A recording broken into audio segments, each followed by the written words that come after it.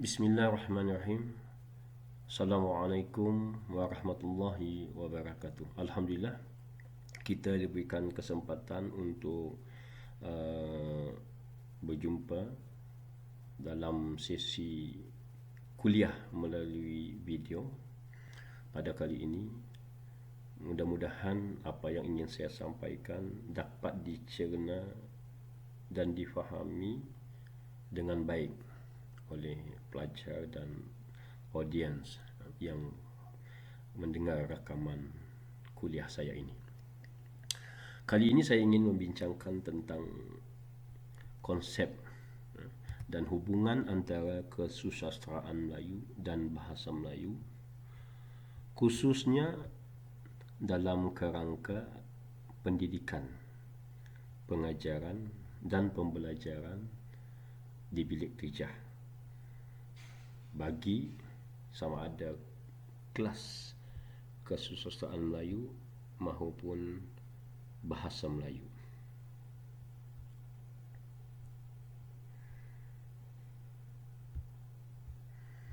Pertama, konsep tentang kesusastraan Melayu itu sebagai peringkat tertinggi kemahiran berbahasa.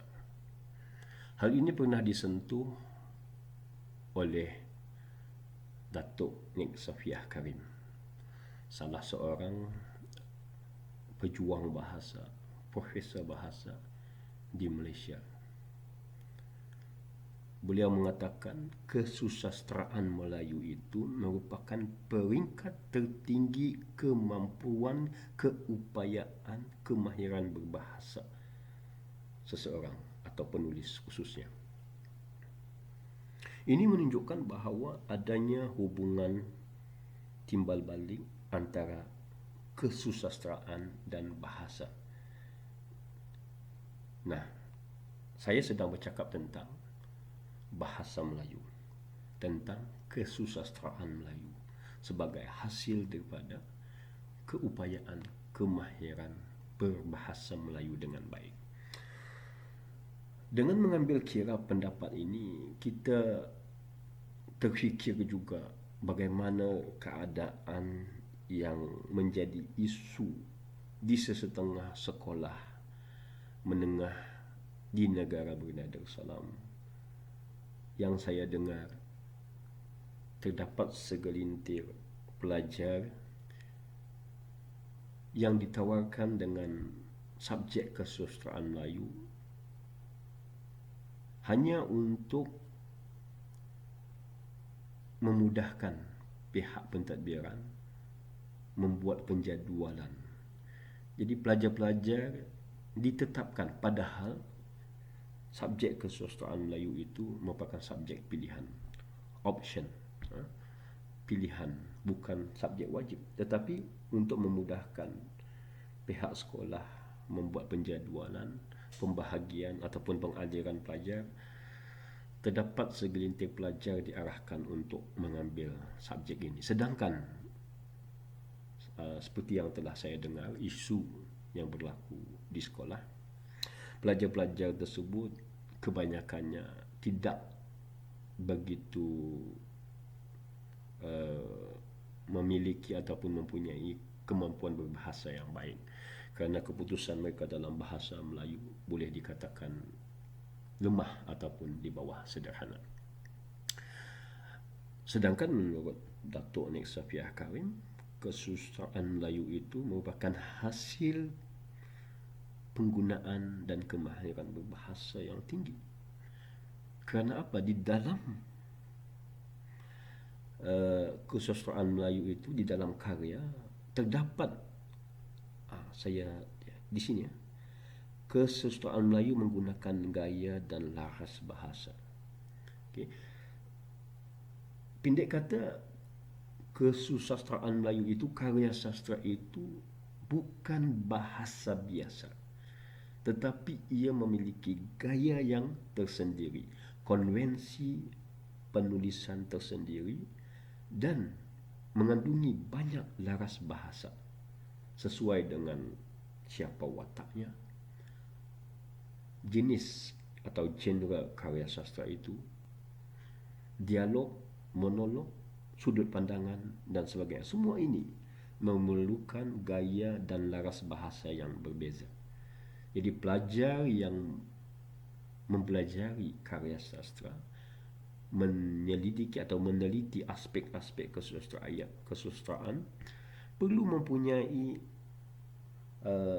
kemampuan ataupun pengetahuan tentang gaya dan laras bahasa, bukan pelajar-pelajar yang lemah dalam bahasa.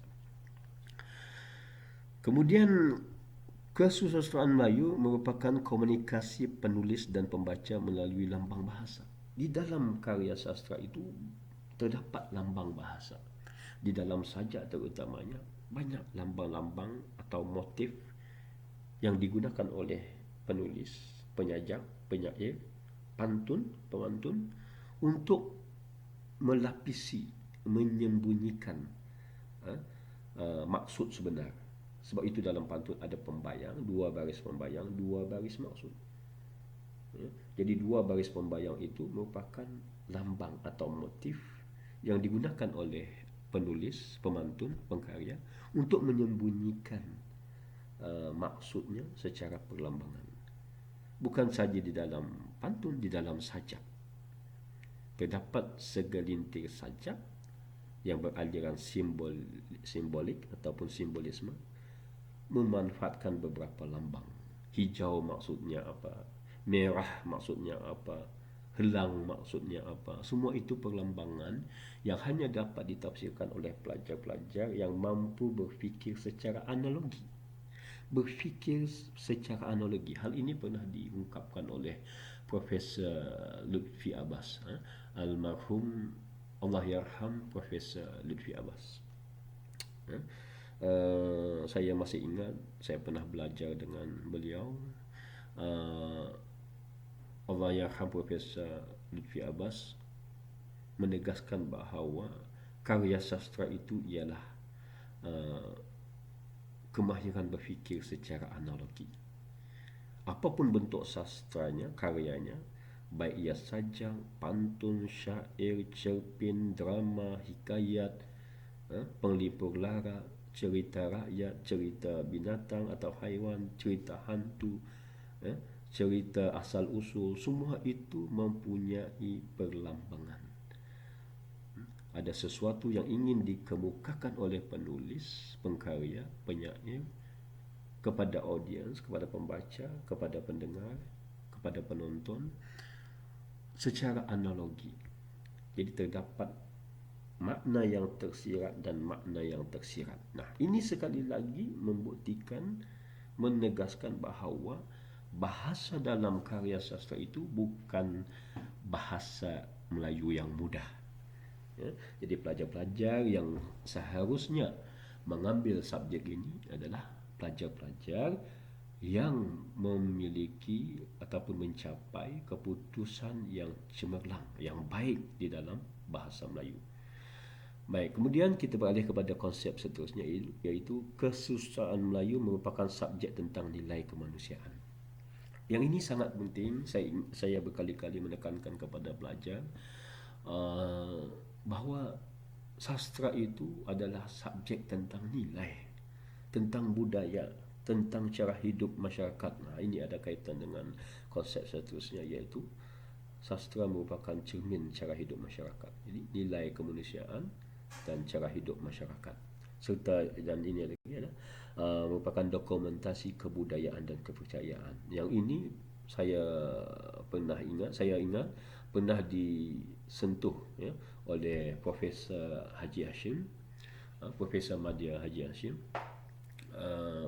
mengatakan bahawa pentingnya karya sastra itu kerana ia merupakan dokumentasi kebudayaan dan kepercayaan.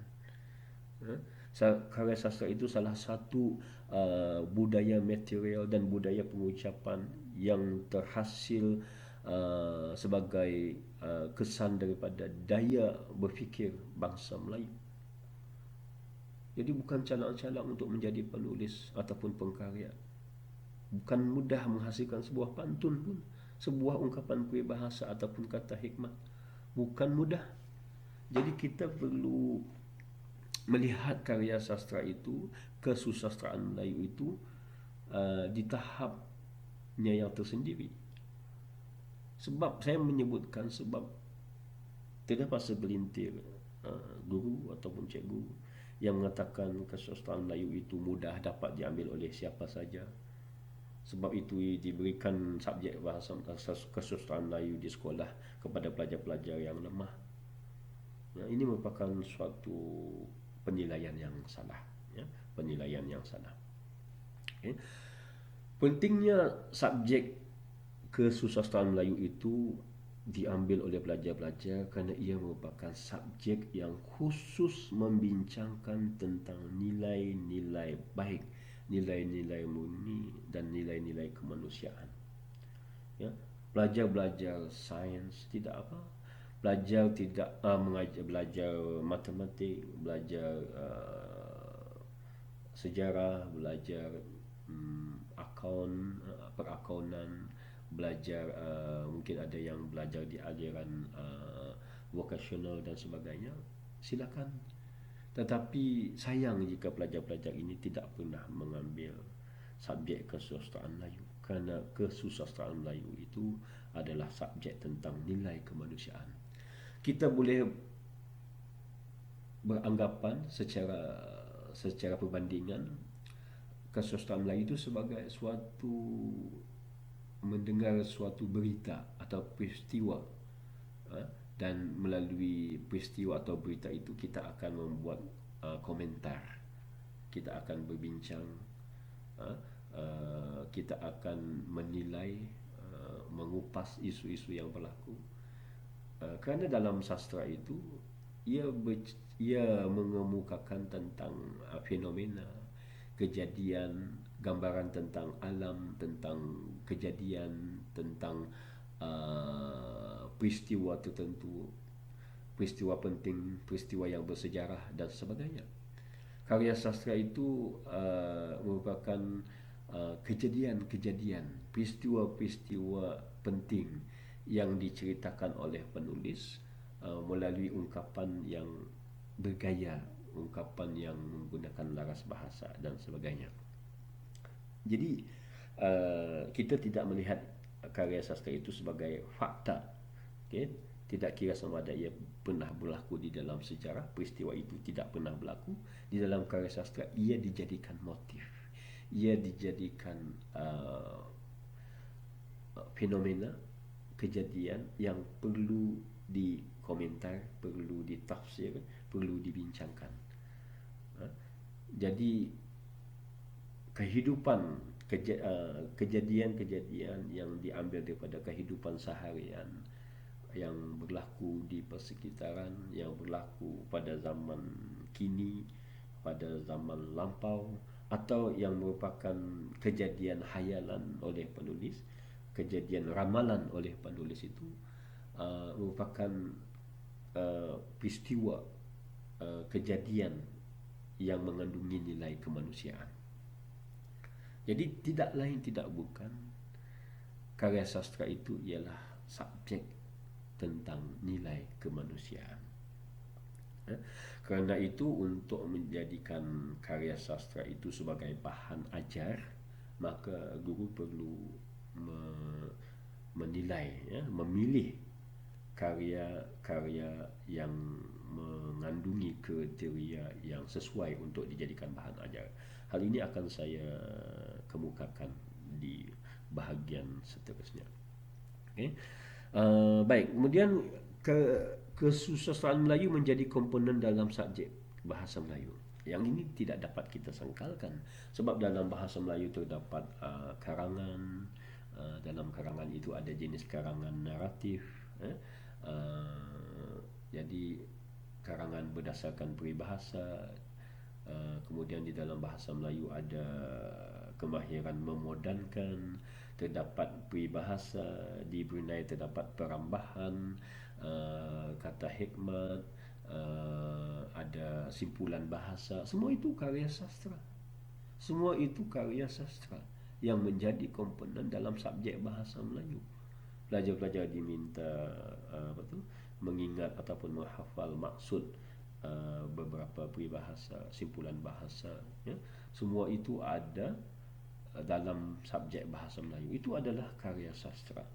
Okey, saya ingin bercakap tentang karangan naratif. Ya. Pelajar-pelajar kita minta menghasilkan sebuah cerita, karangan naratif, cerita rekaan. Okey. Tetapi adakah pelajar-pelajar itu didedahkan dengan teknik mengarang cerita, teknik bercerita? Berapakah jenis sudut pandangan? Apakah yang dimaksudkan dengan jalan cerita? Apakah teknik-teknik tertentu di dalam penceritaan? Ada misalnya apakah teknik mimpi? Apakah teknik imbas muka? Apa teknik imbas kembali? Ya? Adakah semua ini pernah diajarkan di dalam subjek bahasa Melayu? Jadi jika ingin pelajar-pelajar kita dapat menghasilkan cerpen, cerita pendek, karangan naratif yang berkualiti, maka guru bahasa Melayu perlu lebih bersedia untuk menguasai teknik penulisan cerita di dalam karya sastra, di dalam kesastraan Melayu. Nah, gunakanlah teknik-teknik itu bagi melatih, membimbing pelajar menghasilkan karangan naratif yang berkualiti, mempunyai teknik penceritaan yang baik, kepelbagaian sudut pandangan, sebab kita ada sudut pandangan penulis, sudut pandangan orang kedua, sudut pandangan pertama. Kemudian setiap sudut pandangan itu ada sifatnya, ada yang sifat maha tahu, sifat tahu terhad, dan sebagainya. Jadi semua ini perlu diajarkan kepada pelajar. Kemudian kesastraan Melayu berpotensi untuk memperkembang pelbagai kemahiran. Nah, ini bagi saya sangat penting, sangat penting. Banyak kemahiran yang berkaitan dengan kesusastraan Melayu itu boleh dikembangkan, boleh didedahkan kepada pelajar bahasa Melayu. Okay. Ambil saja beberapa contoh, misalnya kemahiran mendeklamasi sajak. Mendeklamasi sajak. Kemahiran mendeklamasi sajak itu bukan hanya sekadar membaca ataupun membunyikan ungkapan ataupun perkataan yang ada dalam sesebuah sajak, tetapi ketika mengucapkan itu diisi dengan intonasi, diisi dengan nada yang sesuai, dengan semangat, atau kata orang Brunei, sukut setiap perkataan itu.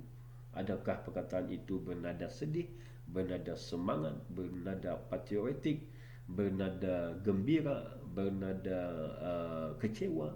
Semua itu memerlukan kemahiran pengucapan yang sesuai dengan nada, dengan semangat ataupun dengan sukut tadi. Kemahiran lain misalnya kemahiran berlakon, ataupun membaca skrip. Jadi pelajar-pelajar didedahkan dengan kemahiran-kemahiran. Kita tidak tahu manakah kemahiran-kemahiran yang akan menjadi minat pelajar, yang boleh dikembangkan oleh pelajar.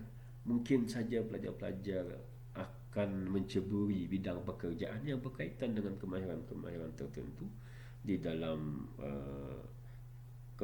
di dalam kesusastraan Melayu. Sebagai contoh, seorang pengawal keselamatan memerlukan kemahiran membuat laporan yang mungkin berbentuk deskriptif ataupun naratif. Ya, jadi bagaimanakah laporan yang sesuai untuk kerjaya sebagai seorang pengawal keselamatan? Okay. Seorang anggota polis yang bertugas di kaunter pelaporan kes juga memerlukan kemahiran membuat laporan secara naratif ataupun deskriptif. Okay. Apalagi dengan setiausaha, dengan pembaca berita, dengan pembawa acara, juru acara, dan banyak lagi kemahiran-kemahiran lain dalam bidang-bidang tertentu yang memerlukan kemahiran pengucapan, kemahiran penulisan, kemahiran naratif dan kemahiran deskriptif ini. Jadi di dalam sastra, pendek kata, banyak kemahiran yang boleh kita manfaatkan bagi pelajar-pelajar bahasa Melayu. Kemahiran deklamasi sajak, kemahiran berpantun, kemahiran nyanyian lirik, kemahiran berlakon ataupun berdrama ataupun teater, kemahiran berbalas pantun, kemahiran bersyair. Di Brunei banyak syair-syair yang berpotensi, yang berkualiti, dan banyak di antara syair-syair itu belum didedahkan kepada pelajar-pelajar. Baik, akhirnya konsep yang ingin saya tekankan ialah kesusastraan Melayu sebagai bahan dalam pengajaran dan pemudahcaraan subjek bahasa Melayu. Okay. Sebagai bahan, pertama guru perlu ada penguasaan terhadap bahan sastra. Jangan nanti menggunakan bahan sastra itu tanpa ilmu atau tanpa kemahiran. Tidaklah guru itu perlu profesional, ya, ataupun begitu benar-benar menguasai subjek kesusastraan Melayu, tetapi guru perlu menguasai misalnya jenis-jenis cerita, jenis-jenis karya dalam sastra, dapat membezakan antara pantun dengan syair, antara syair dengan sajak, ya. Sebab dari segi bentuk mungkin hampir sama, tetapi setiap genre karya sastra itu mempunyai kriteria, konvensi penulisan dan gaya bahasa yang berlainan, ya. Dan sebagai bahan ajar, kesusastraan Melayu itu seperti pada awal yang saya kemukakan tadi, kemudian tinggi, jadi sangat sesuai digunakan. Saya menghasilkan sebuah model yang bertajuk bahan sastra dalam pengajaran bahasa Melayu. Buku ini sebagai merupakan contoh Dewan Bahasa dan Pustaka pelajar untuk menghasilkan karangan yang baik, bolehlah untuk menghasilkan ungkapan-ungkapan yang bermakna, ungkapan-ungkapan yang puitis dan sebagainya. Banyak perkara yang saya bincangkan di dalam buku tersebut. Antaranya saya ada menyenaraikan beberapa karya sastra yang boleh dijadikan bahan. Saya membagikannya kepada dua. Pertama, karya sastra yang sudah menjadi buku teks yang telah terpilih sebagai buku teks peringkat menengah, ya. Di peringkat menengah terdapat hikayat Awang Kamarudin jenis Penglipur Lara, kemudian novel bertajuk Pengabdian, antologi sajak bertajuk Cermin Diri, dan antologi cerpen bertajuk Meniti Waktu. Jadi keempat-empat jenis genre karya sastra ini boleh digunakan oleh guru bahasa Melayu, bukan hanya dipelajari oleh pelajar sastra sahaja. Okay. Kemudian yang kategori kedua ialah buku atau karya sastra sebagai bacaan umum. Yang ini sangat banyak di Dewan Bahasa, terbitan Dewan Bahasa, terbitan institusi lain, pusat sejarah dan sebagainya, ya. Antaranya lah yang sekadar menyebutkan contoh, ya. Kalau ingin menggunakan pantun, bolehlah membaca Landang Beladu Landang. Kalau ingin menggunakan syair, boleh, kita banyak syair, Rampayan Laila Syair, syair asli Rajang Hari, syair nasihat, syair perlembagaan Brunei, syair rakis dan lain-lain. Diangdangan Bujang Si Gandam, Awang Si Linung, Si Bujang Maliwala, Hikawat Awang Si Ambung, Hikayat Awang Si Kanak, Hikayat Dang Suasa, Hikayat Seri Rama, dan banyak lagi. Yang ketiga ini merupakan hikayat jenis Penglipur Lara. Kemudian kita banyak cerita rakyat, sudah banyak dibukukan dan sudah diterbitkan oleh Dewan Bahasa, antaranya Awang Alak Bertantan, Hoda Manis dan banyak lagi. Sastra sejarah seperti syair yang dipertuang, Salsilah Raja-Raja. Kita ada sastra epik, seperti syair Awang Semaun, dan di luar Brunei kita ada hikayat Hang Tuah dan hikayat Amir Hamzah. Kemudian bagi sajak pula sudah begitu banyak antologi baik antologi berkumpulan ataupun antologi solo individu yang telah dihasilkan dan diterbitkan di Dewan Bahasa dan Pustaka, misalnya antologi Bintang, Hasrat Merdeka, Kembaran Merdeka, Pelari Tiga, dan banyak lagi antologi-antologi terkini yang telah dihasilkan oleh penulis-penulis pengkarya-pengkarya tempatan kita. Okay. Dan selain itu ada lagi, kita ada cerpen, novel dan drama. Jadi kita tidak ketandusan bahan, ya, bahan sastra di Brunei sudah cukup banyak. Tidak perlu kita mencari di luar. Jika boleh itu terpulang, dan itu cukup baik jika cikgu ada masa bolehlah mencari karya-karya sastra penulis luar. Tetapi saya ingin menekankan karya sastra kita, karya sastra tempatan sangat banyak, cukup baik, berkualiti. Kita sudah ada penulis-penulis yang menerima Sea Wright Award, ya. Jadi gunakanlah bahan yang ada. Bawalah pelajar-pelajar melawat kedai buku Dewan Bahasa, bawalah pelajar-pelajar melawat seminar-seminar yang diadakan oleh Dewan Bahasa dan Pustaka tentang ada acara bedah buku, pesta buku dan sebagainya. Pelajar-pelajar akan berkenalan dengan bahan sastra tempatan. Okay. Jadi untuk menggunakan bahan sastra, karya sastra, terdapat beberapa kriteria ataupun petua atau panduan yang boleh digunakan oleh guru bahasa Melayu dan kesusastraan Melayu. Pertama, sudah tentu karya itu mampu menarik minat pelajar.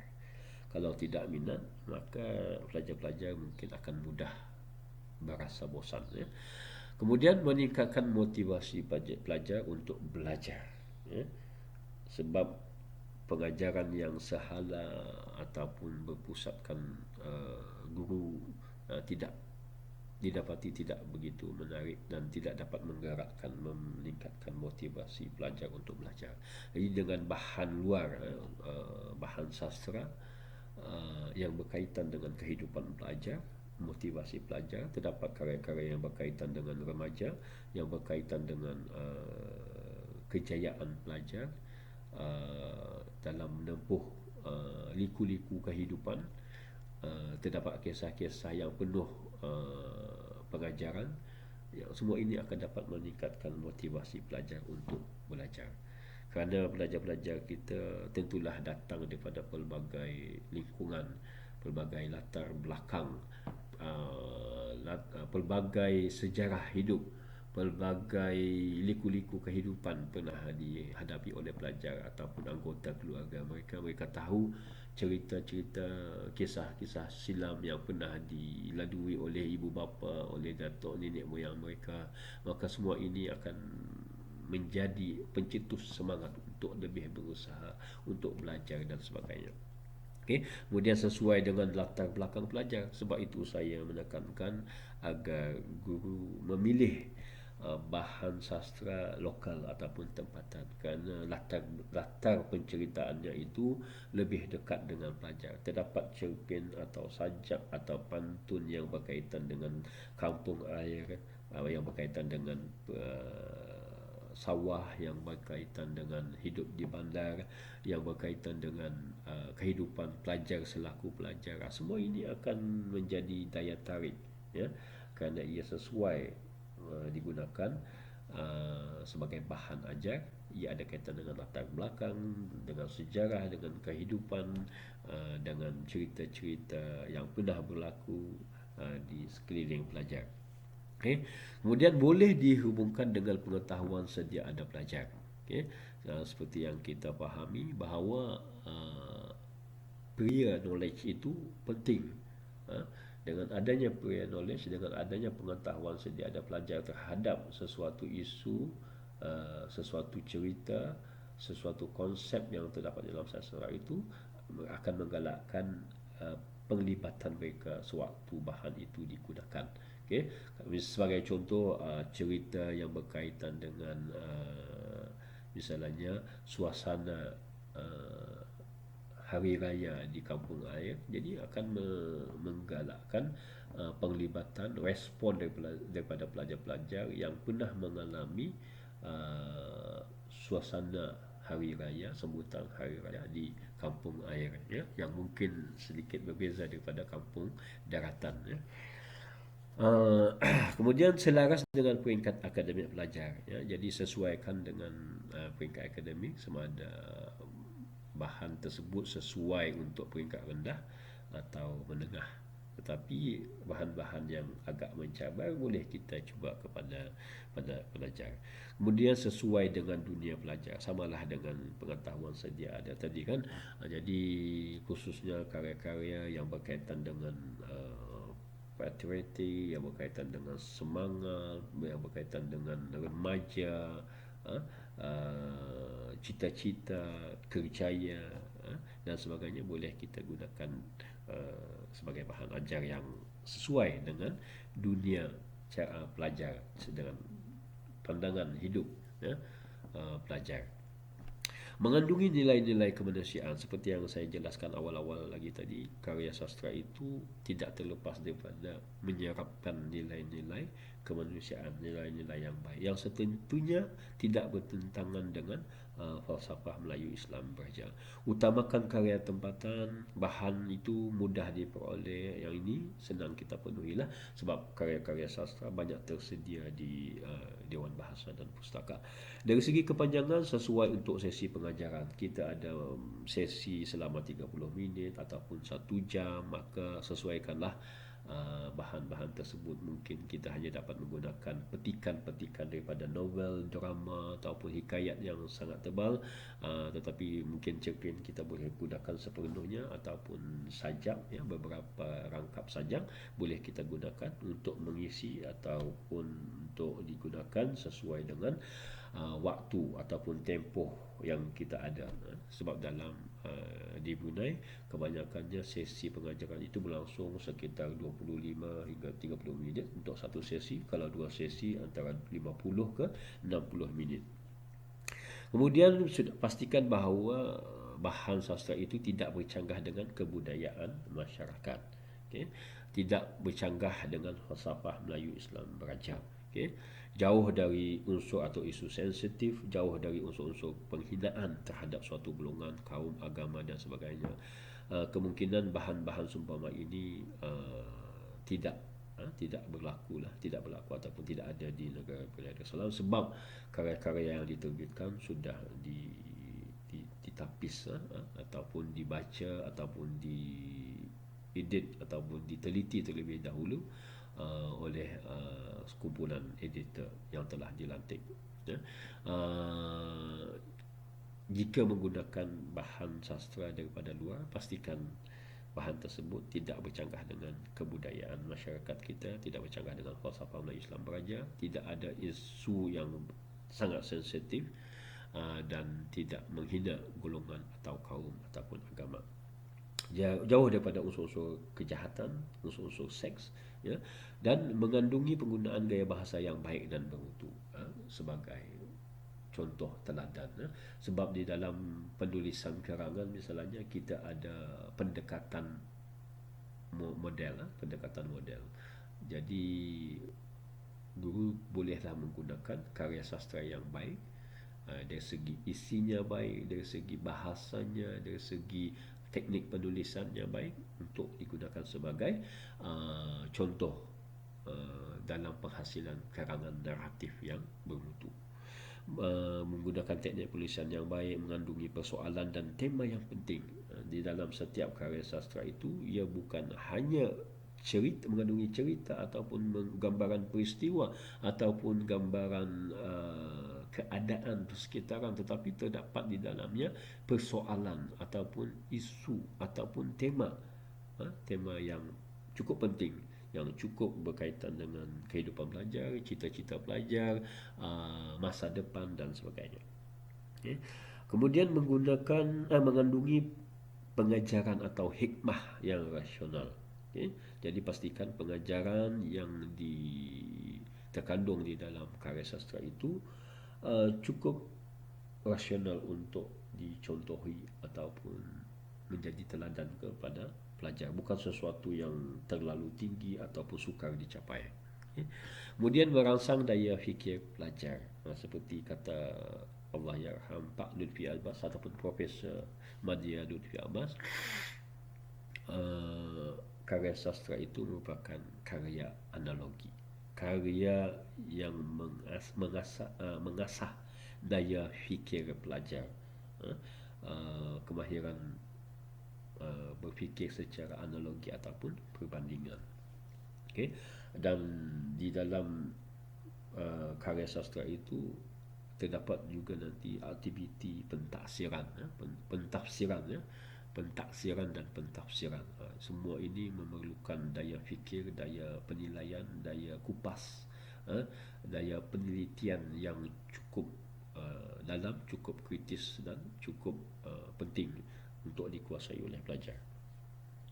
Kemudian menampungi aspek-aspek bahasa yang ingin diajarkan. Misalnya jika kita ingin mengajarkan jenis-jenis kata, jenis-jenis ayat, intonasi dan sebagainya, pastikan bahan sastra yang dipilih itu boleh digunakan menampungi aspek-aspek bahasa yang ingin diajarkan.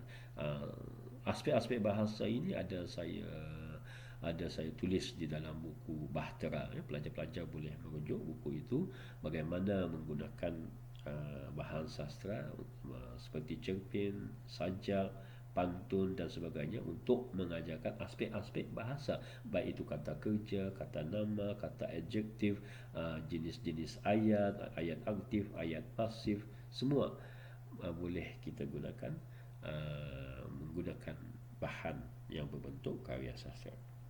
Kemudian boleh digunakan untuk aktiviti meningkatkan kemahiran berbahasa. Bukan sahaja kemahiran seperti lakonan, kemahiran seperti deklamasi dan sebagainya, tetapi kemahiran yang benar-benar berkaitan dengan kemahiran berbahasa, seperti kemahiran lisan, kemahiran menulis dan kemahiran membaca. Okay? Jadi 4 kemahiran utama dalam subjek bahasa Melayu, iaitu kemahiran membaca, menulis, mendengar dan bertutur, itu boleh diajarkan dengan mudah menggunakan bahan sastra. Kemudian saya ingin berkongsi petikan titah ke bawah duli Yang Maha Mulia Paduka Seri Baginda Sultan Haji Hassanal Bolkiah pada tahun 2003 yang berbunyi, memandangkan pendidikan adalah suluh kepada kehidupan ini, maka ia mestilah dimartabatkan sebagai kepentingan kebangsaan yang perlu diisi. Caranya antara lain ialah dengan menyediakan kurikulum yang mempunyai objektif mewujudkan budaya pendidikan sepanjang hayat, supaya ia benar-benar mampu melahirkan masyarakat Brunei yang berilmu pada semua peringkat umur. Dalam makna lain, pendidikan kebangsaan perlulah menyediakan program-program pendidikan yang dinamik dan forward-looking untuk menghasilkan ilmu dan kemahiran bagi keperluan-keperluan industri dan perkhidmatan-perkhidmatan tanpa membelakangi faktor-faktor nilai. Secara ringkasnya, titah ke bawah duli Yang Maha Mulia ini menegaskan 3 aspek penting, iaitu PKN. Ya? PKN. P ialah pengetahuan, K ialah kemahiran, N ialah nilai. Saya sukacita ingin menegaskan bahawa pelajar-pelajar perlu sentiasa ingat 3 abjad ini, PKN, iaitu pengetahuan, kemahiran, nilai. Jika saya membuat pemerhatian, observation, kelas-kelas latihan mengajar, saya selalunya saya pasti akan melihat 3 unsur ini. Adakah setiap sesi pengajaran itu terdapat pengetahuan, terdapat kemahiran, terdapat nilai? 3-3 ini wajib bagi saya. Wajib bagi saya, kalau pelajar-pelajar saya lupa salah satunya, maka saya akan mengatakan sesi pengajaran itu tidak berjaya sepenuhnya atau tidak berkesan sepenuhnya atau tidak memenuhi kriteria pengajaran berkesan atau cemerlang bagi saya. Ketiga-tiga ini perlu berlaku setiap kali mengajar. Kita tidak hanya mengajar pengetahuan ataupun isi pelajaran. Kita tidak hanya, kalau mengajar bahasa Melayu, kita tidak hanya mengajarkan tata bahasa atau kita tidak hanya mengajarkan tentang menulis, membaca dan sebagainya, tetapi perlu ada kemahiran di dalam proses uh, pengajaran, pembelajaran dan pemudahcaraan itu, ya. Terdapat nilai yang diserapkan. Jadi ketiga-tiga ini perlu ada. Kalau kita merujuk model kurikulum SPM 21 pun, di tengah-tengahnya ada pengetahuan dan kefahaman, samalah dengan P itu, pengetahuan, samalah dengan apa yang dimasukkan dengan Kabawahduli yang Maha Mulia, tentang ilmu yang ada di bahagian ini. Kemudian di bulatan ini terdapat kemahiran, kemahiran. Nah, itulah K, kemahiran, dan ada di dalam titah ke bawah dulu, kemahiran dan nilai, sikap dan nilai, attitude, nilai. Nah, ada N nilai di sini, dan di sini di dalam titah ke bawah dulu pun terdapat faktor-faktor nilai. Jadi saya melihat PKN itu wajib. Pelajar-pelajar di bawah bimbingan saya, jika saya melihat membuat pemerhatian pencerapan pengajaran, ketiga-tiga ini perlu berlaku, wajib bagi saya. Okay. Di dalam persediaan mengajar, dari segi formatnya saya tidaklah begitu ketat, sebab kadang-kadang setiap sekolah mempunyai format atau reka bentuk persediaan mengajar yang tersendiri. Mungkin ada format yang khusus bagi sekolah A, tidak pula digunakan oleh sekolah B. Tetapi bagi saya, kandungan persediaan mengajar itu perlu lebih lengkap, lebih baik. Saya punya pendirian lebih lengkap, lebih baik. Jadi bagi saya, paling kurang pun terdapat maklumat subjek, kelas dan pelajar tentang isi pelajaran, sama ada diringkaskan ataupun dilampirkan isi pelajaran. Kemudian objektif dan atau hasil pembelajaran, termasuk nilai murni. Okay. Kemudian pengetahuan sedia ada pelajar, catatkan pengetahuan apa yang boleh membantu pelajar memahami isi pelajaran seterusnya yang akan diajarkan. Terdapat pendekatan, kaedah, strategi, teknik dan aktiviti yang ini akan kita bincangkan dalam pertemuan kita seterusnya. Kemudian terdapat langkah-langkah penyampaian yang tersusun, yang bersistematik, yang saling berhubungan dengan antara satu langkah dengan satu langkah yang lain. Kemudian terdapat catatan tentang alat bantu mengajar dan alat bantu dan bahan belajar yang digunakan bagi setiap sesi pengajaran dan pembelajaran, dan rujukan. Jangan lupa, jika perlu, maka rujukan itu dicatatkan. Mungkin pelajar calon guru menggunakan buku-buku tertentu, menggunakan sumber dari internet, daripada blog, daripada sumber-sumber laman web yang lain, maka rujukan itu perlu dicatatkan. Kemudian bagi saya, pengajaran dan pembelajaran serta pemudahcaraan bagi subjek kesusastraan Melayu dan bahasa Melayu itu perlu bersifat anjal.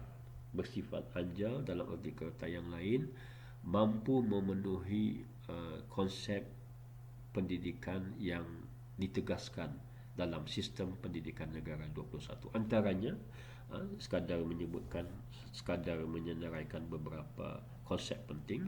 Pertama, pembelajaran berpusatkan pelajar. Okay. Lawannya ialah berpusatkan guru. Jadi saya ingin sesi pengajaran, pembelajaran dan pemudahcaraan itu mengambil kira kesesuaian keperluan pelajar, ya. Pelajar kita beragam, seperti kata peribahasa, banyak udang banyak garam, banyak orang banyak ragam. Maka bimbingan yang kita berikan itu juga perlu beragam, ya, perlu beragam. Kemudian setiap sesi pengajaran itu hendaklah seronok dan aktif, biar pelajar itu mengalami uh, proses pembelajaran yang seronok dan aktif, yang cerdas, ya, yang menggunakan pelbagai sensor, yang panca indera. Okay? Kemudian bermain dan belajar lebih, tidak salah bermain, tetapi ada konsep pembelajaran di dalamnya. Belajar sambil bermain atau bermain sambil belajar sama saja, tetapi jangan bermain lebih. Yang penting belajar lebih. Okey, jadi bermain itu sebagai kaedah, sebagai teknik, sebagai cara untuk menggalakkan penglibatan pelajar. Okey. Galakkan pelajar bersifat kooperatif dan kolaboratif dengan mengadakan pelbagai aktiviti yang bersifat kerjasama. Team work. Kemudian kooperatif, pelajar-pelajar berbincang, berbahas, lepas tu membuat penyelidikan bersama, okay? Membentangkan bersama, membuat slide bersama, berbagi tugas, memainkan peranan masing-masing. Setiap kerja itu ada fasanya, setiap fasa itu memerlukan fasa-fasa yang lain untuk sempurna. Jadi pelajar-pelajar akan membina kemahiran bekerja sama dan meningkatkan rasa tanggungjawab pelajar terhadap ahli kumpulan, bahkan terhadap proses pembelajaran itu sendiri. Okay. Kemudian penyelesaian masalah dan produktif. Ya, pelajar-pelajar hendaklah dibimbing untuk menyelesaikan masalah, dan sentiasa produktif, misalnya di dalam menghasilkan karangan, di dalam menghasilkan pelbagai bahan, ya, pelbagai bahan hasil daripada proses pembelajaran itu sendiri. Misalnya menghasilkan poster, menghasilkan slide, menghasilkan pelbagai reka bentuk daripada bahan-bahan terbuang ataupun kitar semula dan sebagainya. Pendek kata, pelajar-pelajar bukan hanya menghasilkan karangan, bukan hanya menghasilkan jawapan kefahaman, tapi pelajar-pelajar bahasa juga boleh menghasilkan sesuatu produk yang berasaskan, yang berkaitan dengan kemahiran berbahasa. Misalnya menghasilkan poster yang di dalamnya terdapat penggunaan bahasa, menggunakan laras bahasa yang sesuai, menggunakan gaya bahasa yang sesuai. Okay. Menghasilkan iklan, menghasilkan kata-kata motivasi, berbentuk poster, berbentuk penanda baca buku dan sebagainya. Kemudian keusahawanan. Produk-produk yang saya sebutkan tadi boleh kita hasilkan dan dijual. Kemudian menggalakkan komunikasi dan pembelajaran dialogik. Seperti kata saya tadi, setiap orang itu mempunyai cara berfikir yang lain, kecenderungan yang lain, minat yang lain, pengalaman yang lain, mempunyai pengetahuan sedia ada yang berbeza, pengalaman yang berbeza, sejarah hidup yang berbeza, pernah hidup ataupun tinggal di suatu tempat yang berbeza. Nah, mereka ini akan mempunyai pengalaman, pengetahuan sedia ada yang berbeza yang boleh dikongsikan, sehingga proses pembelajaran yang dialogik itu berasaskan dialog yang pelbagai, berdasarkan perbincangan yang pelbagai, perspektif ataupun cara hidup, cara pemikiran yang pelbagai itu dapat diwujudkan. Okay. Kemudian subjek bahasa Melayu dan kesusastraan Melayu itu perlu memenuhi konsep literasi berfungsi. Pelajar bukan hanya menghafal nahu, bukan hanya menghafal hukum-hukum bahasa ataupun tata bahasa, tapi pelajar-pelajar itu dapat menggunakan kemahiran berbahasa tadi, khususnya kemahiran menulis, kemahiran membaca, kemahiran berfikir, kemahiran lisan yang berfungsi. Okay? Bukan hanya bercakap, tetapi bercakap dalam konteks apa? Bercakap dalam konteks pidato, bercakap dalam konteks khutbah, bercakap dalam konteks wawancara, bercakap dalam konteks baca berita dan sebagainya. Yang itu dikatakan sebagai literasi berfungsi. Okay. Kemudian teori dan aplikasi. Okay. Jangan hanya bercakap tentang teori, perlu ada aplikasi. Okay. Dan kaitan antara teori dan aplikasi itu. Okay.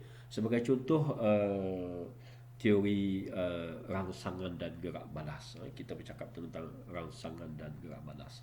Jadi dalam proses pembelajaran, pengajaran dan pemudahcaraan juga perlu kita terapkan jika benar teori rangsangan dan gerak balas itu sesuai. Okay? Sebagai contoh, mengadakan kuis, mengadakan kuis berhadiah. Ia akan menjadi rangsangan dan akan menerbitkan gerak balas yang positif dari kalangan pelajar. Jadi guru boleh mereka bentuk kuis melalui baik secara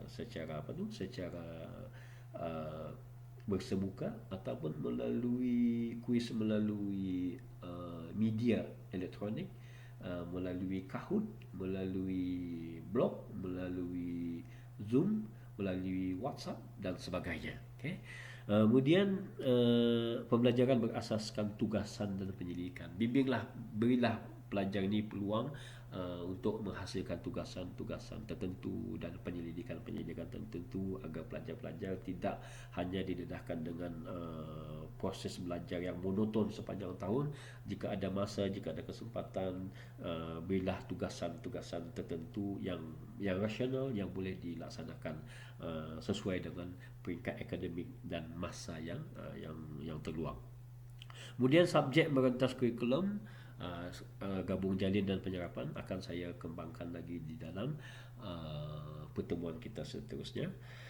Hubungan bilik darjah dan luar sekolah. Pelajar-pelajar walaupun berada di sekolah, kita perlu menendahkan pelajar dengan maklumat, dengan isu, dengan kejadian, dengan peristiwa bukan saja di luar sekolah, bahkan di luar Brunei, secara universal, okay, secara global. Jangan pelajar-pelajar itu seperti kata pepatah Melayu, seperti katak di bawah tempurung. Jadi pelajar-pelajar itu hendaklah berfikir out of box, di luar kotak, berfikir di luar kotak, didedahkan dengan perspektif yang pelbagai. Tetapi ingat, tidak bertentangan dengan falsafah negara kita ni, tidak bertentangan dengan ajaran Islam.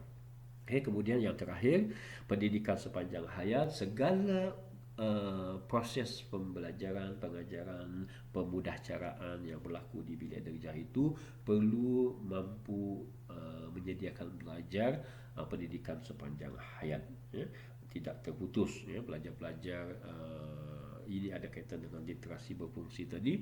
Pelajar-pelajar melihat ilmu yang dipelajari itu sebagai ilmu yang berpanjangan, yang mampu diaplikasi di dalam kehidupan seharian, di dalam kerjaya dan sebagainya. Okay.